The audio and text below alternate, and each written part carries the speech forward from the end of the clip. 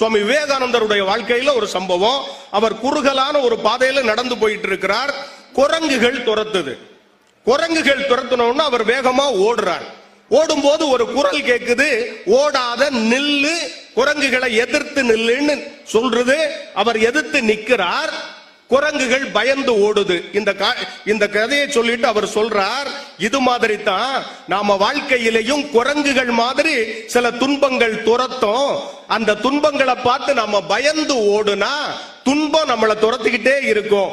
எதிர்த்து நின்று நாம் ஃபேஸ் பண்ணி ஜெயித்தால் துன்பம் நம்மை விட்டு விலகி போகும்னு அவர் வாழ்க்கையில சொல்லி இருக்காருன்னா இதுதான். எவ்வளவு பிரச்சனைகள் வரும், எவ்வளவு இருந்தாலும் அவற்றிலிருந்து நாம தாண்டி முன்னுக்கு வரணுங்க. நம்மளை பார்த்து சில சில்லறை பேருக்கு பார்த்து நம்மளை சிரிக்கிறானுங்க. தம்பி, உங்களுக்கு அவனு சொல்லிக் கொள்வது ஒன்று மட்டும்தான், நான் வாழ்க்கையில தோத்துதான் போயிட்டேன், நான் செத்து போல. சரியா? நான் வாழ்க்கையில் நிறைய இழந்திருக்கிறேன், ஆனா மீண்டும் சம்பாதிப்பேன். எனக்கு அந்த தெம்பும் தகரியும் இருக்குது.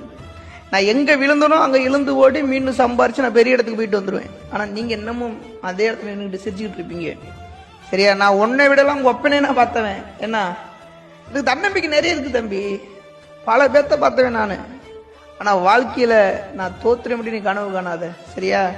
பிறப்பு ஒரு முறைதான், இறப்பு ஒரு முறைதான். ஆனா அந்த பிறந்த பிறப்புக்கு பெருமை சேர்க்கிற அளவுக்கு நான் வாழ்ந்துட்டு சாவேனே தவிர உங்களை மாதிரி ஏதோ ஒரு மூலையில் நின்றுக்கிட்டு ஒருத்தரை கலாய்ச்சி நிக்க போறது நான் கிடையாது.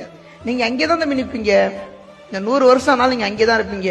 ஆனா நான் என் குறிப்பிட்ட வயசு ஒரு 70 வயசு இருக்குமா, அந்த 70 வருஷத்துக்குள்ள நான் ஆடாத ஆட்டம்லாம் ஆடிட்டு தான் சாவேன் தம்பி. இப்பவும் சொல்றேன், நான் வாழ்க்கையில தோத்து தான் போயிட்டேன், இன்னும் சாகல. புள்ளி சார், கணக்கு வேணா நீங்க புள்ளியா இருக்கலாம். நான் என் தொழில் நான் தான் கில்லி. அவனுக்கு ஒரு இன்ட்ரெஸ்ட் இருக்கு, அந்த இன்ட்ரெஸ்ட் வேலையை தான் பார்க்கணும். நான் என் தொழில் பிடிச்சி தான் வந்தேன், ஆனா இப்ப தொழில் ரொம்ப பிடிச்சி போச்சு. என்ன பண்ண சொல்லு, என் நம்பி 4 பேர் நான் மொக்க சொக்கச்சா சிரிக்கிறானுங்களே, அதான் லைஃப் கெத்து.